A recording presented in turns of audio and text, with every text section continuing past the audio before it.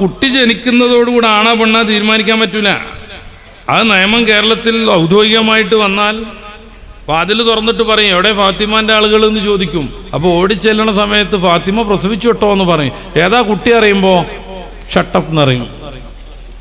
Doctor മുണ്ടരുത് അറിയും. ഏതാ കുട്ടി? മുണ്ടരുത്. ഇനി എപ്പോഴാ അത് ആണും പെണ്ണും തിരിയാന്നറിയാം നിങ്ങൾ? കുട്ടിക്ക് പ്രായമൊക്കെ ആയിട്ട് കുറച്ച് വലുതായിട്ട് ഓള് തീരുമാനിക്കണം. അതുവരെ ഈ സാധനം ആണാ പെണ്ണാ തീരുമാനിക്കാതെ ന്യൂട്രൽ ഇടണം. ഫസ്റ്റുക്കും സെക്കൻഡുക്കും റിവേഴ്സുക്കും ഒന്നും ഇടരുത്. ഇതിനാണ് ജെൻഡർ ന്യൂട്രാലിറ്റി എന്ന് പറഞ്ഞാൽ. ഈ പുസ്തകമാണ് പഠിപ്പിക്കാൻ പോണത് അടുത്ത ജൂൺ 1 മുതൽ സോഷ്യൽ സ്റ്റഡീസിൽ 9ാം ക്ലാസ്സിൽ. പ്രതിഷേധങ്ങളൊന്നും അവർക്ക് വലിയ വിഷയമൊന്നുമല്ല. കരുതിയത് നടപ്പിലാക്കും. താന്തോന്നികളായൊരു തലമുറയെ സൃഷ്ടിച്ചുകൊണ്ടിരിക്കും. മുത്തല്ലിമായി പോയ കുട്ടി പോലും ഇപ്പോ ഷിഖ എന്നും പറഞ്ഞ് ഇങ്ങനെ ഒരു ട്രാൻസ് വുമണായിട്ട് നടക്കുന്നുണ്ട്. ആ കുട്ടിയുടെ പഴയ പേര് സൽമാനുൽ ഫാരിസ് എന്നാണ്. ദർസിലോതിയ കുട്ടിയാണ്. ഞാൻ നേരത്തെ പറഞ്ഞു, ഇത്തരം തോന്നിയാസങ്ങളിൽ നിന്ന് നമ്മുടെ മക്കളെ സംരക്ഷിക്കാനുള്ള ഏറ്റവും സുതാര്യമായ സാധ്യത മൂല്യവൃത്തികളാക്കുക എന്നാണ്. അവിടെ പോലും ലിബറലിസം കയറി മറിയുന്നു. സൽമാനുൽ ഫാരിസിനെ തട്ടിക്കൊണ്ടുപോകാന്ന് പറഞ്ഞാൽ ഈ മുത്താലിം ജീവിതത്തിൽ നിന്ന് അവനെ പറിച്ചിട്ട് ഇപ്പോൾ വലിയൊരു പെമ്പർന്നോളായിട്ട് മൂപ്പരിങ്ങനെ ഇൻ്റർവ്യൂ നടത്തിക്കൊണ്ടിരിക്കണു. 10 ഉസ്താദുമാരെത്തുനിന്ന് പഠിച്ചുക്കണമല്ലോ. എന്തോ ഒരു മഹത്വം. സനത് നോക്കി നിങ്ങൾ 10 ആളുടെ സനതാണ് അവന് മുത്തസിലാക്കാൻ പോണത്. എന്നിട്ട് എന്ത് പറ്റി? ഇപ്പോൾ വലിയൊരു പെണ്ണായിട്ട് സാരിയൊക്കെ എടുത്തിട്ട് എല്ലാവരെയും കുറ്റം പറഞ്ഞുകൊണ്ട് അവളുടെ വീഡിയോ കിട്ടും. ഇത് ആകെ അവിടെ നടപ്പിലാവണം എന്നാണ് പറയണത്. ഇതിൻ്റെ ഇടയ്ക്ക് എങ്ങനെ നമ്മുടെ മക്കളെ സംരക്ഷിക്കേണ്ടത് നമുക്ക് ബാധ്യതയല്ലേ? ഇതിൻ്റെയൊക്കെ ഫലമായിട്ട് പെണ്ണ് കെട്ടണത് ആണ് കെട്ടണത് ഇഷ്ടമില്ലാത്ത തലമുറ വളർന്നു വരുന്നു. പ്രത്യേകിച്ച് പെൺകുട്ടികളിൽ വിവാഹത്തിനോടുള്ള താല്പര്യം കുറഞ്ഞു വരുന്നു. നമ്മുടെ സൊസൈറ്റിയിൽ പ്രത്യേകിച്ചും ഓരോ ന്യായം പറഞ്ഞിട്ട് അവർ കല്യാണം മുടക്കിക്കൊണ്ടേയിരിക്കും. എനിക്ക് പഠിക്കണം എന്നറിയും കുറേ കാലം. ഒരറ്റത്തോളം പഠിപ്പത്തി ഇനി കല്യാണം കഴിക്കാന്ന് പറയുമ്പോൾ വേറെ എന്തെങ്കിലും ഉതിർ പറയും. എനിക്ക് ജോലി കിട്ടണം എന്നറിയും. എന്നാൽ ഇവിടെ എവിടെയെങ്കിലും ജോലിക്ക് പോയിക്കോ, അത് പറ്റൂല, എനിക്ക് ഗവൺമെൻറ് ജോലി കിട്ടണം എന്ന് പറയും. അത് കല്യാണം മുടക്കാനുള്ള ഒരു ഉതിറാണ്. ഗവൺമെൻറ് ജോലിയൊക്കെ കിട്ടണമെന്നുണ്ടെങ്കിൽ ഏകദേശം നേരെ തുടങ്ങണം. അതുവരെ മനോരമൻ്റെയും മാതൃഭൂമിൻ്റെയും തൊഴിൽ വാർത്തയും തൊഴിൽ വീതിയിലും വരുന്ന എല്ലാ ഫോമും പൂരിപ്പിച്ച് അയച്ചു കൊടുത്തുകൊണ്ടിരിക്കണം. എന്നിട്ട് ഇൻ്റർവ്യൂ നടക്കണം. PSC പാസ്സാവണം. PSC പാസ്സായിട്ട് ഷോർട്ട് ലിസ്റ്റ് പെടണം. ഷോർട്ട് ലിസ്റ്റ് പെട്ട് 5 കൊല്ലമൊക്കെ കാത്തിരുന്ന ജോലി കിട്ടാൻ സാധ്യത ഉണ്ട്. അപ്പോഴേക്കും അത് നിയമം മാറിയിട്ട് ആ ഷോർട്ട് ലിസ്റ്റൊക്കെ അടക്കണമെന്ന് പറയും. സംഭവം എന്താണ്? കല്യാണത്തിന് താല്പര്യമില്ല. ഓരോ ഉതിറുണ്ടാക്കുകയാണ്. ഇനി എല്ലാം തരണം ചെയ്ത് ഒരു പുതിയാപ്പിള കാണാൻ വന്നു എന്ന് കരുതിക്കോളൂ. 100 കുറ്റം പറഞ്ഞിട്ട് വെറ്റങ്ങൾ അതിനാണ് ശരിയാക്കി വിടും. ഒന്നും പറ്റൂല. ചിലപ്പോൾ ഒരു ചാക്ക് ചിപ്സ് വാങ്ങി കുഴങ്ങും രക്ഷിതാവ്. ഇതൊക്കെ കൊടുത്തു തീർത്താലും പെണ്ണിനൊരാണിനെ പറ്റൂല. കാരണം അവൾക്ക് വിവാഹത്തിനോട് താല്പര്യമില്ല. പുതിയ ട്രെൻഡാണ് ഞാനീ പറയണത്. പെണ്ണ് വിചാരിച്ചാൽ മുടങ്ങൂലേ? എൻ്റെ ഖുർആൻ ക്ലാസ്സിൽ വരുന്നൊരു സാധു പയ്യൻ, നല്ല ദീനിയാണ്, നല്ല ജോലിയുണ്ട്, അവന് നല്ല വിദ്യാഭ്യാസമുണ്ട്. ഒരു പെണ്ണിനെ കാണാൻ പോയി. പെണ്ണിപ്പം ഇങ്ങോട്ട് ഇൻ്റർവ്യൂ ആണ്, ഭയമായിരുന്നല്ല. പല ഇൻ്റർവ്യൂ കഴിഞ്ഞിട്ട് പെണ്ണ് വെച്ചു, നിങ്ങൾക്ക് ഡ്രൈവിങ് അറിയോ? ആ പയ്യൻ പറഞ്ഞു, ഞാൻ സ്കൂട്ടി ഓടിക്കും. അപ്പോൾ പറഞ്ഞ് ചിരിച്ചോളൂ. ഒറ്റ ചിരി ഇത് പൊട്ടിയിട്ട് സ്കൂട്ടി ഓടിക്കുമല്ലോ. ഓനിഞ്ഞിപ്പോൾ അവിടെ കെട്ടാനോ ചായ കുടിക്കാനോ ജിലേബി തിന്നാനോ ചിപ്സ് തിന്നാനോ വല്ല താല്പര്യം ഉണ്ടാവോ? ഇറങ്ങിയൊന്ന് ഓടി കിട്ടിയാൽ മതിയായിരുന്നു എന്ന് വിചാരിക്കും. ഓരോ കാരണം ഉണ്ടാക്കിയിട്ട് അവർ കല്യാണം മുടക്കുകയാണ്. ഇത് ഞാൻ കുട്ടികളെ കുറ്റപ്പെടുത്താനല്ല പറയണത്, അവരെ പറഞ്ഞു പറ്റിച്ചതാണ്. കല്യാണം എന്ന് പറഞ്ഞിട്ടുണ്ടെങ്കിൽ അതൊരു ഇടങ്ങേറാണ്, വിവാഹം ബന്ധമാണ്, ബന്ധനവുമാണെന്ന് അവരെ പറഞ്ഞു പറ്റിച്ചാണ്. എന്നിട്ട് അടിമയായി ഇങ്ങനെ ഭർത്താവിന് ചായ ഉണ്ടാക്കി കൊടുക്കുക, ഭർത്താവിൻ്റെ ചായപാത്രം കൊണ്ടുപോയി ഇങ്ങനെ പറഞ്ഞ് കയറ്റിയിട്ട് ഇവരെ ഒറ്റയ്ക്ക് ഇങ്ങനെ നടക്കാൻ ശ്രമിക്കുന്നു. സിംഗിളായിട്ട് അവൾക്കൊരു ജോലി കിട്ടുന്നു. ആ ജോലി കിട്ടിക്കഴിഞ്ഞാൽ പിന്നെ ചെയ്യാൻ പോണത് എന്താണ്? മാനേജർക്ക് ചായ ഉണ്ടാക്കി കൊടുക്കണ്, മൂപ്പര വാഴക്കത്തോല് പെറുക്കി കൊണ്ടുവരണ്, അത് കഴുകി വെക്കണ്. അത് സ്വാതന്ത്ര്യത്തിൻ്റെ ലക്ഷണമാണ്. സ്വന്തം ഭർത്താവിനൊരു ഗ്ലാസ് ചായ ഉണ്ടാക്കി കൊടുത്ത പാരതന്ത്രമായിപ്പോയി. ഇങ്ങനെ പറഞ്ഞു പറ്റിച്ചതാണ് ഈറ്റങ്ങളെ. മാന്യമായ ഡ്രസ്സ് ഇട്ടാൽ അത് ഭയങ്കരമായ പ്രശ്നം. ഇപ്പം ചെറുപ്പം മുതൽ പർദ്ദടണ ഈ നിക്കാബൊക്കെ തൂക്കി നടക്കണ മുസ്ലിം പെൺകുട്ടിക്ക് ആ പർദ്ദ കൊണ്ടൊരു ഉപദ്രവം ഉണ്ടായിട്ടില്ല. ഇത് കാണണ കുറേ തുണി വെച്ചിട്ട് നടക്കണ പെണ്ണുങ്ങൾക്ക് ഭയങ്കര ചൂടും പോകും. മീറ്റിങ്ങൾ പർദ്ദട്ടാ അവിടെ ഭയങ്കര ചൂട്. ചൂടത്ത് എന്നറിയും. ഇതുവരെ ഇതിട്ട് നടന്നിട്ട് പെൺകുട്ടികൾക്ക് എന്തെങ്കിലും തകരാറുണ്ടായിട്ടുണ്ടോ? ഇല്ലേ, സേഫായതല്ലേ ആണ്. ഇപ്പോൾ ഓസോൺ പാളിയിലൊക്കെ വലിയ ഓട്ടം വന്നിട്ട് അതിലൂടെ അൾട്രാ വയലറ്റ് രശ്മി ഒന്നിച്ചിറങ്ങുകയാണെന്നാണ്. ആ തട്ടിനോടത്തൊക്കെ തൊലി രോഗങ്ങൾ ഉണ്ടാവുന്നതാണ്, ക്യാൻസർ വരെ ഉണ്ടാവുന്നതാണ്. പെൺകുട്ടികളുടെ ശരീരം ഇത്തിരി മൃദുവാണ്, തോലും അവരുടെ ശരീരഭാഗങ്ങളെല്ലാം.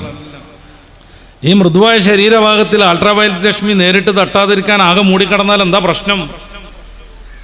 പക്ഷെ അവർക്കല്ല, ഇത് കാണണ കുറേ ട്രൗസർ മാത്രം ഇട്ട് നടക്കുന്ന പെണ്ണുങ്ങൾക്ക് ഭയങ്കരമായ ചൂടും പുകയും. അങ്ങനെ തന്നെയാണല്ലോ യുക്തിവാദികളുടെ നേതാവ് സി രവിചന്ദ്രൻ ഈയിടെ ഒരു വേദിയിൽ വെച്ച് പറഞ്ഞത്, ഈ ഖിത്താൻ കഴിക്കൽ, സുന്നത്ത് കഴിക്കൽ ഭയങ്കര പെയിൻഫുൾ ആണെന്നാണ്. മൂപ്പരാൾ 10 വട്ടം കഴിച്ചതുപോലെ ഉണ്ട് വർത്താനം കേട്ട. ഭയങ്കര വേദനയാണ്. അവോട് പറയണ കേട്ടിട്ട് ചുണ്ടൊക്കെ കൊണ്ട് ചുളിച്ച് വേദനന്റെ ഉക്കൊണ്ടേ. വൈദ്യശാസ്ത്രം തീരെ വികസിക്കാത്ത കാലത്ത് നാട്ടിലുള്ള ഏതോ ഒരു സാധു മനുഷ്യൻ വന്നിട്ട് വളരെ സിമ്പിളായിട്ട് ചെയ്തു പോയിരുന്നൊരു കാര്യമാണിത്. ഇത് കഴിച്ച ഈ സദസ്സിലുള്ള ആർക്കും അതിൻ്റെ വേദന കൊണ്ട് വിഷമമൊന്നുമില്ല. ചില കുട്ടികളുണ്ട് ഘട്ടം ഘട്ടമായിട്ട് 4-5 വട്ടമായിട്ട് കഴിച്ചാൽ മതി എന്ന് ആഗ്രഹിക്കണവർ. കാരണം അന്ന് കിട്ടിയ ചീരണി, അന്ന് കിട്ടിയ വണ്ടി, അന്ന് കിട്ടിയ നോട്ടും, പൊട്ടണ നോട്ടും, പേഴ്സും, ഡ്രസ്സും ഒക്കെ പാടെ കണ്ടിട്ട് ഇത് ഒറ്റയടിക്ക് തീർന്നു പോകണ്ടായിരുന്നു. പല ഘട്ടങ്ങളായിട്ടാണെങ്കിൽ അന്നൊക്കെ അത് എൻജോയ് ചെയ്യായിരുന്നു എന്ന് വിചാരിക്കണവർ പോലും ഉണ്ടാവും. എന്നിട്ട് ആ മറ്റേ ആൾക്ക് ഭയങ്കര വിഷമം, ഭയങ്കര പെയിൻഫുള്ളാണ്. ഇയാൾ ആരാന്ന് നോക്കണം. പെണ്ണാവാൻ വേണ്ടി ആ സംഗതിയൊക്കെ ഉടലോടെ മാന്തി കളയുന്നതിനെ പ്രോത്സാഹിപ്പിക്കുന്നവരാണ്. അതാ പ്രശ്നം. പെണ്ണാവാനെന്ന് കൊതിച്ച് നടന്നിട്ടേ സിലിക്കൺ കുത്തിവെച്ച് അവിടെ ഇവിടെയൊക്കെ പൊക്കിയിട്ടേ ലാസ്റ്റ് ഇത് മുറിച്ച് കളയണ ഒരു ഘട്ടമുണ്ട്. നിങ്ങൾ യൂട്യൂബിൽ ചെയ്ത് നോക്കുക, ഇംഗ്ലീഷിലും അറബിയിലൊക്കെ ഉണ്ട് അതിൻ്റെ വീഡിയോസ്. എത്ര മാരകം! 10-12 മേജർ സർജറി നടത്തണം. അത് കഴിഞ്ഞിട്ട് രൂപം ഉണ്ടാക്കാനും മറ്റും 1-ലധികം പ്ലാസ്റ്റിക് സർജറി നടത്തണം. 1-1.5-2 വർഷം മുന്നേ ഹോർമോൺ ട്രീറ്റ്മെൻറ്റ് നടത്തണം, കുത്തിവെക്കണം. ജീവിതകാലം മുഴുവനും ഈ ഹോർമോൺ ട്രീറ്റ്മെൻറ്റ് തുടരണം. ഭയങ്കര സാമ്പത്തിക ബാധ്യത, വലിയ വേദന, വിവിധങ്ങളായ പ്രശ്നങ്ങൾ. ഇതെല്ലാം ഉണ്ടായിട്ടും ആണിന് പെണ്ണായിക്കോളൂ, പെണ്ണാണായിക്കോളൂ എന്ന് പറഞ്ഞ് ഈ LGBTQIA+ നന്നായിട്ട് പ്രോത്സാഹിപ്പിക്കുന്നവരാണ് അതിൻ്റെ തുമ്പത്ത് ഇത്തിരി മുറിക്കുമ്പോൾ ഭയങ്കര പെയിൻഫുൾ എന്ന് പറഞ്ഞുകൊണ്ടിരിക്കുന്നത്. ഇതിൽ വീണതാണ് നമ്മുടെ യുവാക്കൾ. യുവാക്കളെ മാത്രമൊന്നും ഞാൻ പറയണില്ല, അതിൻ്റെ മേലുള്ളവരും. നമ്മുടെ യുവതികൾ ഫെമിനിസ്റ്റൊക്കെ മുന്നോട്ട് വെച്ച സിദ്ധാന്തം അതായിരുന്നു. പെണ്ണുങ്ങൾ പീഡിപ്പിക്കപ്പെടുന്നു, അതിനൊരു മോചനം വേണം. ലോകത്ത് പെണ്ണുങ്ങൾ പീഡിപ്പിക്കപ്പെടുന്നുണ്ടെന്നുണ്ടെങ്കിൽ അവരുടെ മോചനത്തിനു വേണ്ടി ഏറ്റവും മുന്നിൽ നിൽക്കുന്ന ആദർശമാണ് ഇസ്ലാം. ജീവിക്കാൻ അവകാശമില്ലാത്ത പെൺകുട്ടികൾക്ക് ജീവൻ നേടിക്കൊടുത്തത് ഹബീബായ മുഹമ്മദ് റസൂലുള്ളാഹി തങ്ങളാണ്. വൈദൽ മൗഊദത്തു സുഇലത് ബിഅയ്യി ദംബിൻ ഖുതിലത്, സൂറത്തു തക്വീറിന്റെ ഫസ്റ്റ് തന്നെ നമുക്ക് കാണാൻ പറ്റും. കൊല ചെയ്യപ്പെട്ട പെൺകുട്ടികളോട് ചോദിക്കും, എന്തൊരു കാര്യത്തിനാണ് നിങ്ങളെ കൊന്നതെന്ന്. ആ കൊലയാളികൾക്ക് കൃത്യമായ പണിഷ്മെന്റ് നൽകും. ക്രിസ്ത്യാനി പെണ്ണുങ്ങൾക്ക് ഈ അടുത്ത് കോടതി വ്യവഹാരങ്ങൾ മുഖേനയാണ് പിതാവിൻ്റെയും മാതാവിൻ്റെയും സ്വത്തിൽ അവകാശം ഉണ്ടായത്. മുസ്ലിം പെൺകുട്ടികൾക്ക് പിതാവിൻ്റെയും മാതാവിൻ്റെയും സ്വത്തിൽ അനന്തരാവകാശം നൽകിയത് മുത്ത് റസൂൽ സല്ലല്ലാഹു അലൈഹി വസല്ലമ തങ്ങളാണ്. അപ്പോൾ ഓൽക്ക് പൗതിയല്ലേ ഉള്ളൂ എന്നായിരിക്കും അടുത്ത ചോദ്യം. 4 മാത്രമാണ് പെണ്ണിന് പകുതി ഉള്ളത്. 34 ടൈപ്പാണ് ആണും പെണ്ണും വരുന്നതുള്ളത് നമ്മുടെ ഫറായിലിൽ. 4 മാത്രമാണ് പെണ്ണിന് ആണിനേക്കാൾ പൗതി ഉള്ളത്. 12 ആണിനേക്കാൾ പെണ്ണിനാണ് കൂടുതൽ. 10-11 രണ്ടുപേരും ഈക്വലാണ്. എന്തിനാണ് പെണ്ണിന് പകുതി എന്നുള്ളതിൻ്റെ ദാർശനിക ചർച്ചയിലേക്കൊന്നും ഞാൻ തൽക്കാലം പോണില്ല. പെണ്ണിനെന്തെങ്കിലും പ്രയാസമുണ്ടെങ്കിൽ അത് ഏറ്റവും ഊർജ്ജസ്വലതയോടുകൂടെ പരിഹരിക്കാൻ ശ്രമിക്കുന്ന മതം ദർശനമാണ് പരിശുദ്ധ ഇസ്ലാം. പെണ്ണത്ര മോശക്കാരിയൊന്നുമല്ല, പെണ്ണിന് വലിയ മഹത്വം കൊടുക്കുന്ന മതം. പെണ്ണിൻ്റെ ശാരീരികാവസ്ഥ പരിഗണിച്ചുകൊണ്ട് അവൾക്കൊപ്പം നിൽക്കുന്ന പരിശുദ്ധ മതം. എന്നിട്ടാണ് ഈ പെണ്ണിന് ഭയങ്കരമായ പീഡനാണ് കുടുംബജീവിതം എന്ന് പറഞ്ഞുണ്ടാക്കുന്നത്. പെണ്ണിന് പീഡനാണ് എന്നുണ്ടെങ്കിൽ അതിനെ സപ്പോർട്ട് ചെയ്യാൻ മുന്നിൽ ഇസ്ലാം ഉണ്ടാവും. പെണ്ണിന് പീഡനം വരുന്നുണ്ട് എന്നുള്ളതിന് പരിഹാരം എന്താ ഫെമിനിസം പറഞ്ഞത്? കല്യാണം കഴിക്കേണ്ടതാണ്. കാരണം കല്യാണം കഴിക്കണോണ്ടാണ് കുടുംബം ഉണ്ടാകുന്നതുകൊണ്ടാണ് പീഡിപ്പിക്കപ്പെടുന്നത്. അപ്പോൾ ഈ വലുതായി വരുന്ന ആണിനും പെണ്ണിനും അവരുടെ സെക്സ് പരമായ ആവശ്യങ്ങളൊക്കെ എങ്ങനെ തീരും? അതിനെന്തൊക്കെ മാർഗങ്ങളുണ്ട്? പ്രധാനമായും ലിവിങ് ടുഗദർ, ഇഷ്ടമുള്ള ആളുകളോടൊപ്പം ഇഷ്ടമുള്ള കാലം ജീവിക്കുക എന്നാണ്. ഇത് തെറ്റിദ്ധരിച്ചിരിക്കുകയാണ് നമ്മുടെ പെൺകുട്ടികൾ. ഞാൻ അമേരിക്കയിലെ കഥ അല്ല പറയണത്. 25% യുവതികൾക്ക് അവരുടെ കുട്ടിയുടെ അച്ഛൻ ആരാണെന്നറിയാത്ത ലണ്ടനിന്റെ കഥയല്ല പറയണത്. 3,80,00,000 ജാരസന്താനങ്ങളുള്ള യുണൈറ്റഡ് സ്റ്റേറ്റിന്റെ കഥയല്ല ഞാൻ ഈ പറയണത്. 3,80,00,000 ജാരസന്താനങ്ങൾ. ഇന്ത്യയുടെ മാതിരി 140 കോടിയുള്ള നാടല്ല, ആകെ 10-35 കോടിയുള്ളൂ ജനങ്ങൾ. 10-30 കോടി ജനങ്ങളുള്ള ഒരു നാട്ടിൽ 3,80,00,000 കുട്ടികൾ ജാരസന്താനങ്ങളാണെന്ന് കണക്ക് വരുന്നു. ഇവരുണ്ടാക്കുന്ന സാമൂഹിക പ്രശ്നങ്ങളെ കുറിച്ച് പുസ്തകം വരുന്നു. ഫാദർലെസ് അമേരിക്ക, വളരെ പ്രസിദ്ധമായ പുസ്തകമാണ്, ബെസ്റ്റ് സെല്ലറായിരുന്നു. ആ നാട്ടിന്റെ കഥ അല്ല ഞാൻ പറയണത്. നമ്മുടെയൊക്കെ നാടുകളിലും അത്തരം വികാരങ്ങൾ ഉണ്ടാകുന്നു. പെൺകുട്ടികൾ അതിന് അഡിക്റ്റുകളാകുന്നു. ആരാ കുടുംബം എന്ന് പറഞ്ഞാൽ പീഡന എന്ന് പറഞ്ഞത്? ആരാണ് പറഞ്ഞത്? നമ്മളെ പറഞ്ഞ് പറ്റിക്കുന്ന കുറേ സംഗതികളുണ്ട്, അതിലൊക്കെ അകപ്പെട്ടുകൊണ്ടിരിക്കുന്നു നമ്മൾ. അതുകൊണ്ട് കുറേ പെൺകുട്ടികളാണ് മൂല്യർട്ടിയാളെ മുടക്കിക്കൊണ്ടിരിക്കുന്നത്. എന്തിനാ മഞ്ഞോനെയും കൂടി മൂല്യർട്ടിയാക്കണെന്ന് ചോദിക്കുകയാണ് പെങ്ങള്. ചിലപ്പോൾ അവൾക്ക് ഓനെ കാണാൻ കണ്ടിരിക്കാൻ മോഹം ഉണ്ടാകും. അവളുണ്ടെങ്കിൽ അവൾക്ക് ആവശ്യമായ കുറേ സംഗതികൾ കടയിൽ നിന്ന് വാങ്ങിച്ചു കൊടുക്കാൻ അവൾക്ക് സ്വകാര്യമായിട്ട് അവനെ ഉപയോഗിക്കാൻ പറ്റുന്നുണ്ടാവും. അവൾ ഉപയോഗിക്കേണ്ട പല സ്വകാര്യ സംഗതികളുണ്ട്. ഒരു ശരാശരി വീട്ടിലെ വലിയ പണമൊന്നുമില്ലാത്ത വീട്ടിലെ കുട്ടി പോലും പുറത്തിറങ്ങി പോണെങ്കിൽ 6 സാധനം തേക്കണം ഓളെ മുഖത്തും അവിടെ ഇവിടെയൊക്കെ ആയിട്ട്. ആദ്യം ഒന്നിച്ച് പൊട്ടിയിടണം. ഈ പെയിന്റിങ്ങിന്റെ മുമ്പ് നടത്തുന്ന സാധനം അത് ഒഴുകി പോകാതിരിക്കാൻ സ്പ്രേ അടിക്കണം. അതിന് തിളക്കം വരാൻ വേണ്ടി കുറേ സാധനം വേണം. ഇവിടൊക്കെ ഏതോ ഒരു കളറ് തേക്കണം. കണ്ണിൻ്റെ ഉള്ളിൽ കൂടെ കറുപ്പടിക്കണം. ഈ കണ്ണിൻ്റെ ഉള്ളിൽ അടിക്കണ കടുപ്പിനൊക്കെ 2,000 രൂപയൊക്കെ വില ഉണ്ട്. അതുകൊണ്ടാണ് പെൺകുട്ടികളെ കരയിപ്പിക്കരുത്. അവിടെ കണ്ണുനീരിന് വലിയ വില ഉണ്ട് എന്ന് പറയുന്നത് അതുകൊണ്ടുകൂടെയാണ്. പെൺകുട്ടികളെ കരയിപ്പിക്കാൻ പാടില്ല, പെണ്ണുങ്ങളെ കരയിപ്പിക്കാൻ പാടില്ല. അവരെ കണ്ണുനീരിന് വലിയ വില ഉണ്ട് എന്ന് പറയുന്നത് അതുകൊണ്ട് കൂടെയാണ്. ഇവിടുന്ന് വലിച്ചിടുന്നത് ഭയങ്കര വില ഉള്ളത്, ഇങ്ങോട്ട് പോകുമ്പോഴത്തേന് റോസ് ഒലുകും, അത് ഭയങ്കര വില ഉള്ളത്. കുറച്ചും കൂടി ഇങ്ങോട്ട് താഴേക്ക് പോരുമ്പോഴേക്ക് ആദ്യമിട്ട പുട്ടി പോകും, അതിനും വില ഉള്ളത്. പെൺകുട്ടികളെ കണ്ണീരിച്ചിട്ടുണ്ടെങ്കിൽ ഭയങ്കര വിലയാണ്. ഇത് സ്വകാര്യമായിട്ട് കൊണ്ടുവരണമെങ്കിൽ ഓളെ അനുജൻ കുട്ടി അവിടെ വേണം. അപ്പോൾ ഓനെ മൂലയിരട്ടിയാക്കണീന് ഓളിങ്ങനെ ചെയ്ത്താനായി നിൽക്കും. ഉസ്താദിൻ്റെ മക്കൾ മൂലയരാവാൻ സ്വാഭാവികമായിട്ട് ടെൻഡൻസി കാണിക്കും. അപ്പോൾ എതിർക്കാൻ വേണ്ടിയിട്ട് അയലോക്കത്തു നിന്ന് ആരെങ്കിലും വരും. നിങ്ങളെ മൂലയരാ ഇപ്പം കണ്ടില്ലേ, എന്തേ കണ്ടു? ഒരു കുഴപ്പമില്ല, ഒരു കുഴപ്പമില്ല, ഒരു കുഴപ്പമില്ല. ഇങ്ങനെയുള്ള എല്ലാ ശൈത്താന്മാരും ശല്യപ്പെടുത്തിക്കൊണ്ടിരിക്കുമ്പോൾ ദറസിനെ സ്നേഹിച്ച് ഒരുമിച്ച് കൂടുന്നതാണ് നമ്മൾ. ഞാൻ എൻ്റെ പ്രസംഗം അവസാനിപ്പിക്കാൻ പോവാണ്. കുറേ കാര്യങ്ങൾ സംസാരിക്കാനുണ്ട്. ഒറ്റ കാര്യം ഗൗരവത്തിൽ നേരത്തെ പറഞ്ഞത് ആവർത്തിച്ച് ഓർമ്മപ്പെടുത്തുകയാണ്. മദ്രസിലുള്ള നമ്മുടെ കുട്ടികൾ എന്താ പഠിക്കണേ, അത് ജീവിതത്തിൽ കൊണ്ടുവരാനുള്ള സംവിധാനം വീട്ടിലെങ്കിലും വേണം. 1 മണിക്കൂർ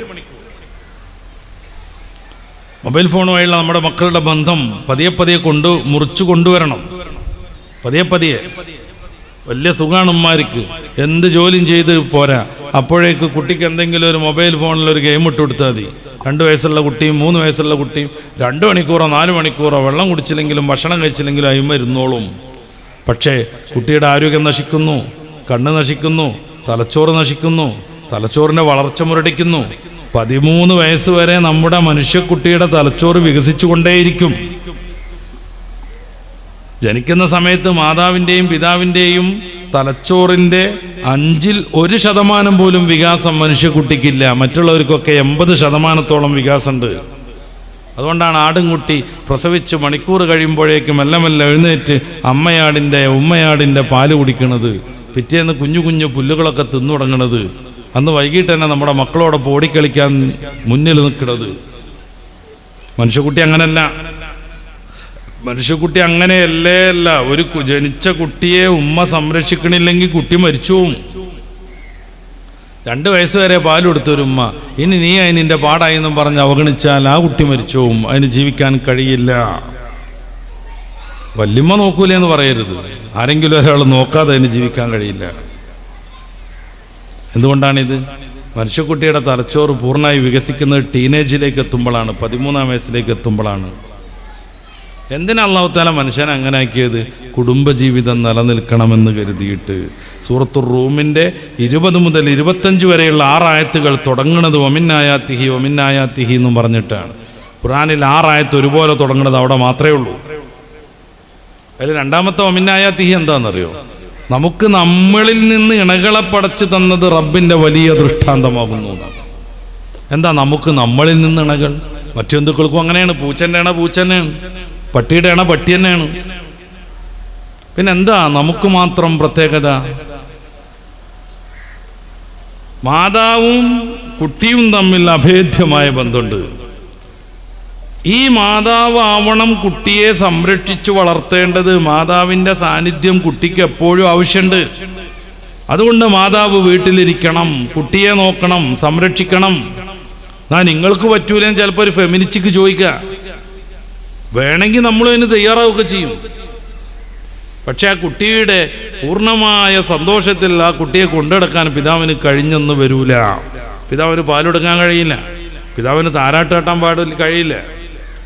നമ്മളൊക്കെ എങ്ങാനും ഉറക്കത്തിലൊക്കെ പെട്ടെന്ന് എണീറ്റ് ഒരു കുട്ടീനെ എടുത്തിട്ട് തോളത്തൊക്കെ ഇട്ട് ചെസ്റ്റിലൊക്കെ ഇട്ടൊന്നിങ്ങനെ ഒരതിയിട്ടുണ്ടെങ്കിൽ മെല്ലെ കരഞ്ഞിന്ന് കുട്ടി പിന്നെ ആർത്ത് കരയാൻ തുടങ്ങും. അവരുടെ ഭാഷ പോലും നമുക്കറിയില്ല. കുട്ടികളോട് പറയേണ്ട ഒരു പ്രത്യേക ഭാഷ ഉണ്ട്. നിന്റെ പേരെന്തെന്ന് ചോദിച്ചവൻ മുഖത്ത് നോക്കും, തുറപ്പിച്ച് നോക്കും, പിന്നെ കരയും ചെയ്യും. ഈ ഉമ്മാര് പേര് ചോദിക്കുന്ന ഒരു പ്രത്യേക ലാംഗ്വേജ് ഉണ്ട്. അതിന് എഴുത്തുണ്ടെന്നൊന്നും എനിക്കറിയില്ല, അത് അവർക്കേ സാധ്യമുള്ളൂ. അതുകൊണ്ട് മാതാവ് കുഞ്ഞിൻ്റെ സംരക്ഷണവുമായി വീട്ടിലിരിക്കണം. മാതാവ് വീട്ടിലിരിക്കുമ്പോൾ അവരുടെ കാര്യം നോക്കാൻ ഭർത്താവാകുന്ന തുണ വേണം. ഭർത്താവ് എന്ന് മലയാളവും സംസ്കൃതവും ഒക്കെയാണ്. അറബിയിൽ അങ്ങനെ ഒരു പ്രത്യേകതയേ ഇല്ല, അങ്ങനെ ഒരു പദമേ ഇല്ല. രണ്ടുപേരെയും കുറിക്കാൻ ഒരേ പദം, സൗജ്, ഇണ, തുണ. ഭാഷാപരമായ വ്യത്യാസം വരാൻ ഒരു താവ് ചേർക്കും, സൗജത്ത്. ഇണ, തുണ എന്നല്ലാതെ ഭർത്താവ് എന്ന് പറഞ്ഞാൽ ഭരിക്കുന്നവൻ എന്ന് സംസ്കൃതത്തിൽ, ഭാര്യ എന്ന് പറഞ്ഞാൽ ഭരിക്കപ്പെടുന്നവൾ, അങ്ങനെ ഒരു പ്രയോഗം പോലും നമ്മുടെ ഭാഷയിലില്ല. അപ്പൊ ഏറ്റവും സ്നേഹിച്ച് സഹകരിച്ച് എല്ലാം ത്യജിച്ച് ഈ പെണ്ണിനും മോനും മോൾക്കും വേണ്ടി ജീവിക്കുന്ന ഒരാൾ കൂടെ വേണം. ആ രണ്ടുപേരും മനോഹരമായി ജീവിതത്തെ മുന്നോട്ട് കൊണ്ടുപോകണം. പൂമുഖവാതിൽക്കൽ സ്നേഹം തുറന്നുകൊണ്ട് വിരിച്ചുകൊണ്ട് വിതറിക്കൊണ്ട് ഭാര്യയുണ്ടാകണം. സൂര്യനായി തഴുകി ഉണർത്താൻ അച്ഛനുണ്ടാകണം, വാപ്പയുണ്ടാകണം. ഈ ഒരു സമഞ്ജസമായ സംവിധാനം ഇത് മനുഷ്യൻ അത്യാവശ്യമാണ്. അതുകൊണ്ട് മനുഷ്യക്കുട്ടിക്ക് ജനിക്കുമ്പോൾ തന്നെ ആട്ടിൻകുട്ടിയുടെ ബുദ്ധി ഉണ്ടാകാൻ പാടില്ല. പതിയെ പതിയെ പതിയെ അവൻ വളർന്നു വരണം.